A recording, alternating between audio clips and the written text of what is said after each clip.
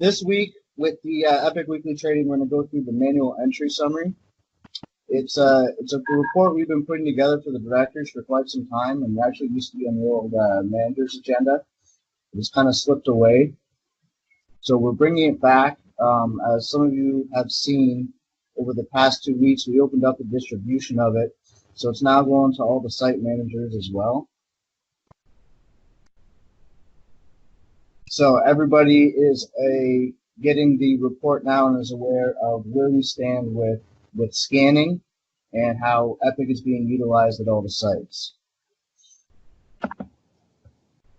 So the manual entry report, like I said, it's a report that shows how effective we are with scanning into Epic versus just having supervisors or lead hands or site managers adding in timesheets manually. So within the report, we have the total number of entries, we have the number of manual entries, and we have a percentage based on those numbers. So the report itself is going to show you 2 weeks worth of data, each week separated out, so that you can kind of track on how you're doing with your manual entries. The goal of this is to have those sites where we're utilizing Epic is to utilize it for 75% of all of our timesheet entries. So the goal being to have 25% or less manual entries showing on this report. So within the PowerPoint, that'll be loaded with the validation test. I got a quick little screenshot of it there, and I can pull it up on screen as well. So this is the report itself. So like I said, 2 weeks worth of data. Anything under 25% for each location is highlighted in green. And it just runs through each location and it's filtered by site. So within each site, it'll show you each location. The sites, unfortunately, are in alphabetical order. They're not even alphabetical order. I don't know what order they're in. It's just how Excel puts them. But so for those places like Ingersoll with multiple sites, they're not right next to each other, but no biggie. I've highlighted them in blue so we can easily find the headings for the sites. So what is a manual entry? The question has come up before. I know we've explained it to some people, maybe even on an old manager's call, but we'll go through it again here. So a manual entry is an entry in Epic that wasn't scanned in using the system on the floor. It's been added in manually by a supervisor. And the way to determine if an entry is counted as a manual entry is by looking at the timesheets themselves and looking at the actual start. The actual start will show you a timestamp of when that entry was scanned into the system. So if you look at the example below, that first entry was actually scanned into the system, and the second one was added in manually. A quick note that if an inspector scans in, so this example, the timestamp on the actual start is 2:49 a.m. So this inspector scanned into this job at 2:49 a.m.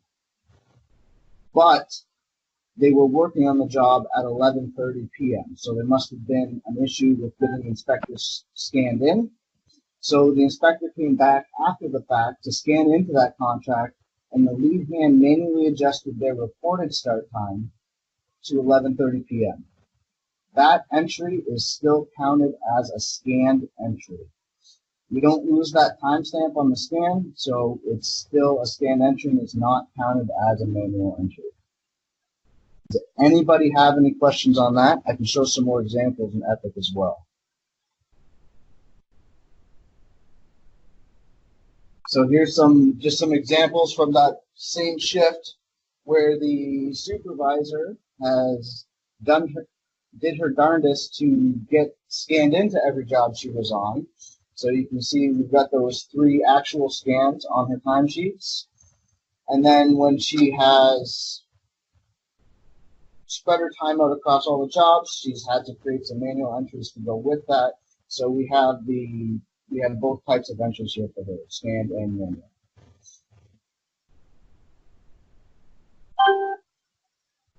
Now, not all timesheets are included because we know that there are certain types of timesheets that can't be scanned, like any of your, or excuse me, this is what's included. So what's included?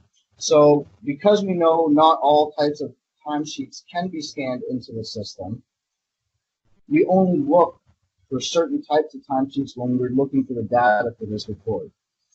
So the timesheets that we're looking for this report are any inspector entries, any supervisor entries, or any forklift type entries. Other stuff those are the ones that should be scanned, so those are the ones that we're looking at for this report. What's not included. So a lot of the site managers might not know how they're going to build a time in a given day and be able to scan in, or may not even be at the site to scan in. So for any of the site manager rate codes, we don't include those when we're doing the data for the calculation. Any quality engineer, consultant, liaison, all those rate codes we don't put in. Report fees, we know that those can get finicky when putting them in, so we don't look at those. Anything on admin workbooks. Admin workbooks, for the most part, that time gets put in after the fact or time can't get billed, so we don't look at anything on any of the 999s. Other things we don't look for are expense items like mileage, car rental, food allowance, anything like that. And as well, we don't look at billable charges like warehouse fees, lift rates, or location surcharges. Does anybody have any questions on what's included and what's not included?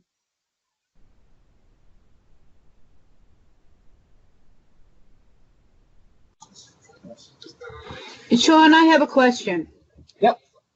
If the site is not live Epic, does that still go against us?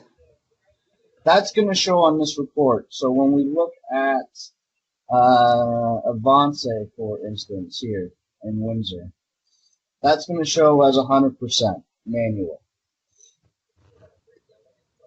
Anything where you're not running Epic, it's going to show as 100%. And that's going to identify, if it's got the volume, that's going to identify somewhere that we should look at getting Epic into.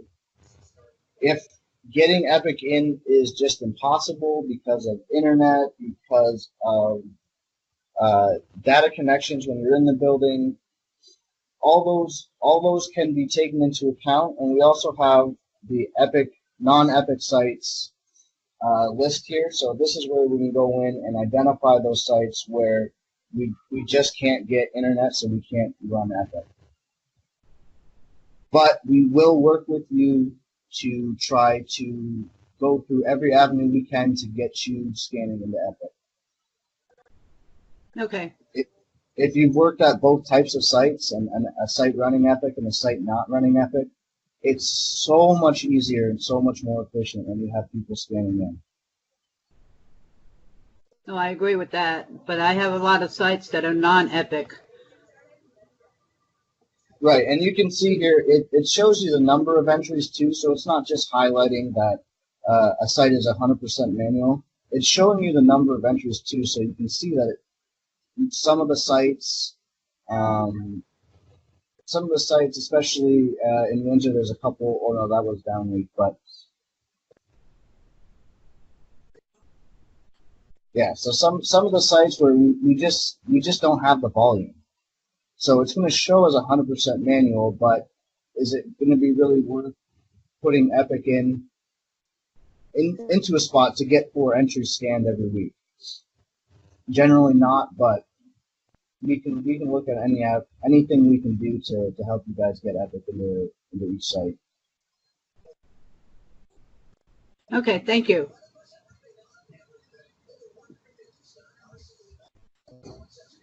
Does anybody else have any questions on the manual entry report itself, or looking at timesheets in Epic?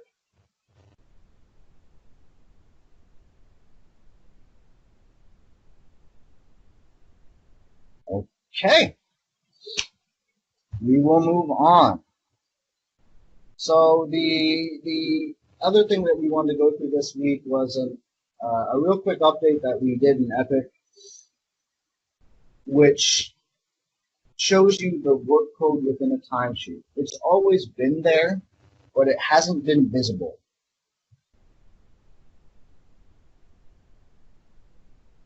And I had it, and it's gone. Bear with me one sec.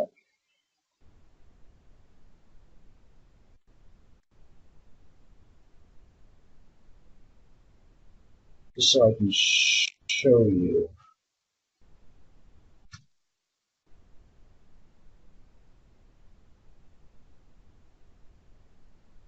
Okay, so within a timesheet, we've always had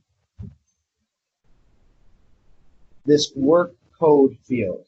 The field itself isn't required, but it's been there, and it's just another way to further detail what's happening within that timesheet. So for this timesheet, for example, we've got rate code of inspector, and we've got billable no. That's going to raise a flag. So payroll and invoicing is going to ask, why is that entry billable no? Well, they don't need to ask anymore because we have that work code and we can identify it as resort hours.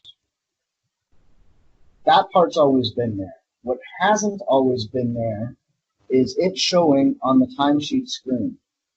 So previous to this week, when we looked at the timesheets, work code wasn't there.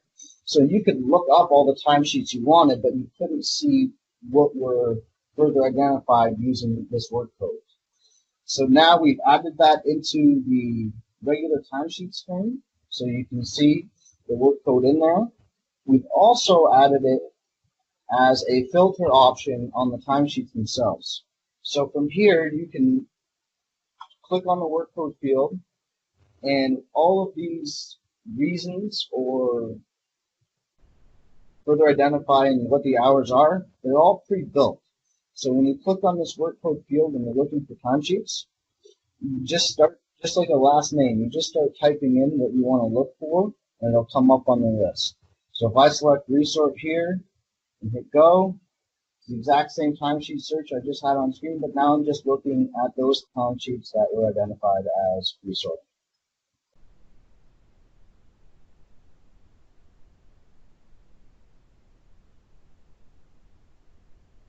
Anybody have any questions on the work codes?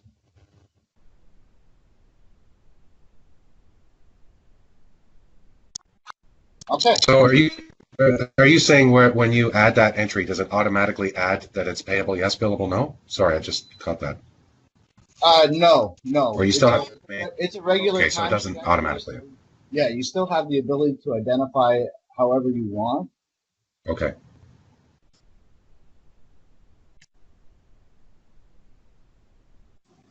Those aren't mandate work codes either, are they, Sean? What do you mean by mandate? Oh, no, they don't come from the rate table in the workbook. These are a set of pre-built items that we have in Epic. So you can't use something that's not there, either in your search or in your timesheet. If we need to expand on them to create some more, let us know and we can add that into Epic. But for now, the list that we have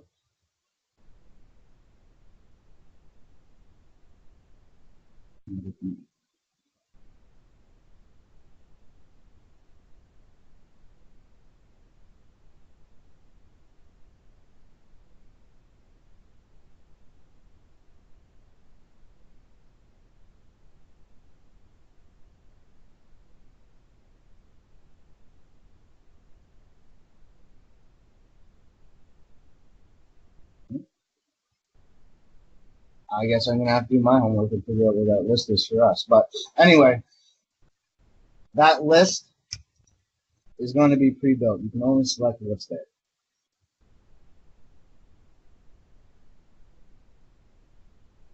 Anybody have any more questions on using that workflow field?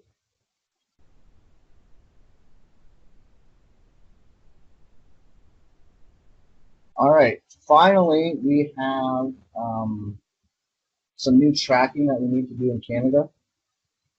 Shauna, did you want to go through this? Yeah, sure. I think that Unmute Skype. I think that Utsav is on the call as well, but a new work code has been added as well. So just like Sean was showing everyone with the resort work code, there's also now a sick day work code. So in the same exact way that Sean was just showing how the resort code is added to a timesheet, the same thing goes for sick days. So it's due to new legislation, and it's only applicable to Canadian employees. So if you're in the US, you don't have to worry about this. But for Canadian employees to track sick days, and again, Utsav is on the call to give further explanation if needed, but it is available there. So we're now more easily able to track sick days for employees. So you can use that filter on the timesheet screen, and you can just select sick day. You can type it in just like Sean was demonstrating, and you can pull up a report which will give you all of the timesheets that have been entered for an employee with that designation in the work code field. In addition to that, it will display on the timesheet results page as well. So we just wanted to make sure that you guys knew that it was an easier way to pull up that information. You can also do a search using the billable hours report, and you can pull information based on the work code there as well. But adding the filter to the timesheet query screen just made a lot more sense for you guys to pull that information a little bit easier. So does anybody have any questions on that? Hey, Sean, it's Daryl. Hey. I do have one question. Because 2 of them are paid days, I was wondering whether there was anything in Epic when we make them a paid day that after they exceed their second paid day, that it gives some sort of feedback to the person importing the hours, like, oh, you're attempting to add a 3rd paid sick day to an employee. Yeah, so currently there's not anything like that set up in the system, and it would involve quite a bit of programming to restrict an employee to only have 2 payable timesheets. So what you're going to want to do is, for the first 2, of course, you're going to want to flip that payable flag to yes. Everything else after that is no, of course. But there is a report that's also going to go out. I'm not sure if you're on that email from Utsav, but there is going to be a report that will go out, which will include any entries that are in Epic with that sick day designation. And the payable and billable flags are displayed as well so that you can easily track per employee what's in the system. Payroll and invoicing is also going to keep an eye on the information that's going over to them as well. But as far as any restrictions in the system, currently no. Okay, yeah, as long as there's some sort of a check that we don't start inadvertently putting extra days paid in there. Right. Yep. Daryl, I would recommend that we should put all the sick days in there as, first 2, they are allowed to take 10 sick days in a year, but first 2 are paid. So after first 2, we would be adding them as billable no, payable no. But if they are violating those 10 sick days, we can actually take an action against them. Sure. Yeah. Right. So it's just to to follow up on the regular offenders who take so many sick days when we schedule them. It will be an easy tracking for us to track their activities right here. All right. Tammy from Ingersoll. How are the inspectors or leads or anyone submitting for sick days? Is there going to be any form, or can we amend the time off form, the leave of absence form? Tammy, usually people don't book their sick days off. So whenever someone is sick, they are scheduled for shift, they will call in sick, and that's how we're going to report it, right? Okay, it doesn't always get called in sick to the office. So but we need to train the team. If Troy, if either the lead hands or the managers or supervisor or managers are gonna get the call from employees.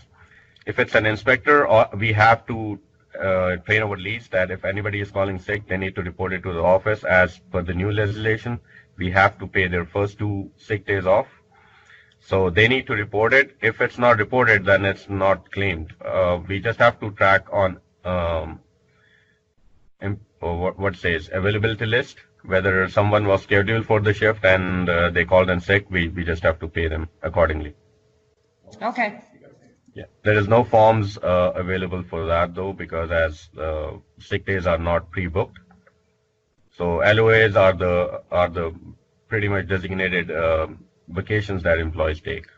Yeah, I think maybe where she's coming from is the LOA does have a spot on it when managers are sick to allocate the day off as sick, but I guess this doesn't extend out to the inspectors and such, We right? usually, yeah, that sick days are for if usually if an employee has a family member for appointment or in the hospital or is going for he has a family member with a disability and he wants to take him to a doctor's or something, that also count as a sick day. So Yeah. that LOA can be used as a sick day for that specific reason, but sick days are usually if somebody has is sick on a day. Okay.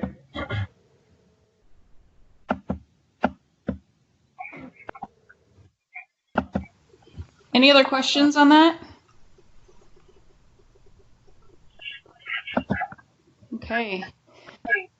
Well, I guess we should now open it up to everyone that's on the call. Do you guys have any just general questions? Doesn't have to pertain to today's topic that Sean and I can help answer? I guess it's still up to us at the site level to kind of register our non-Epic sites with you, or else you guys aren't going to know, right? That's still in effect. Yes, exactly. So like Sean said at the beginning of the call, the distribution list has been opened up a little bit for that report. So it is going to go out to all site managers and directors. But yeah, you're absolutely right. If you have a site that should not be included on that first tab that Sean is showing right now and should be on the non-Epic sites, yeah, just please send us an email.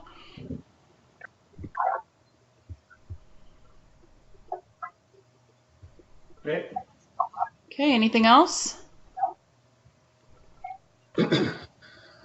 Okay. So on your list of entries that are included and not included on that manual entry, like I have my materials department that adds a lot of MGO entries for sites that she's not at. Is that included, or just if you can go back to that screen? Yeah, yep. So it's not included. It's not included. So Nope. reporting fees, MGO fees is not. Okay. Yep, exactly.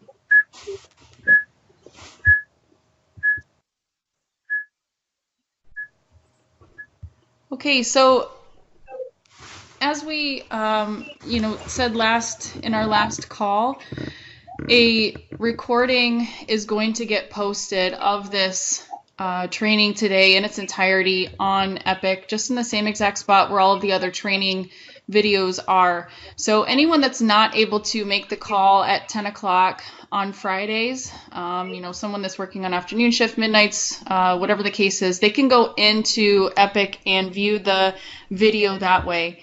Right after the call today, Sean is going to open up the quick validation test for the training as well.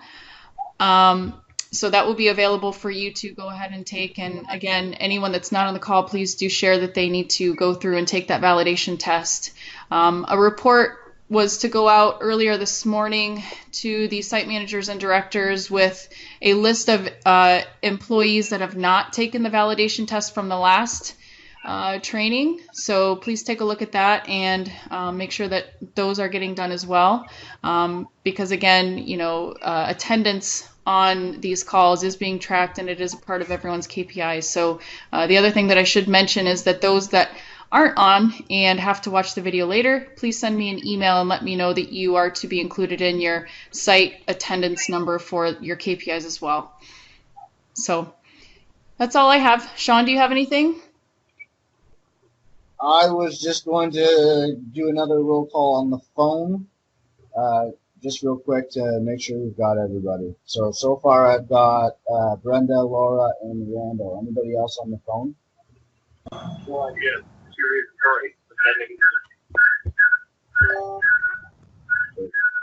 Dwight, you Pete? John, did you hear me? Gary and Curry.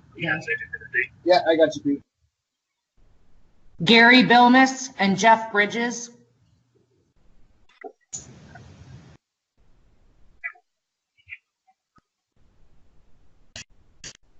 Okay. Bowlers here. Yeah, got you, Dwight. Yeah, Daryl's still on. Okay. So I will have that test open shortly, and I'll actually have this PowerPoint as part of the training material. If there's not any more questions, everybody have a great weekend. You too as well, Sean. Thank you, you too. Thank you.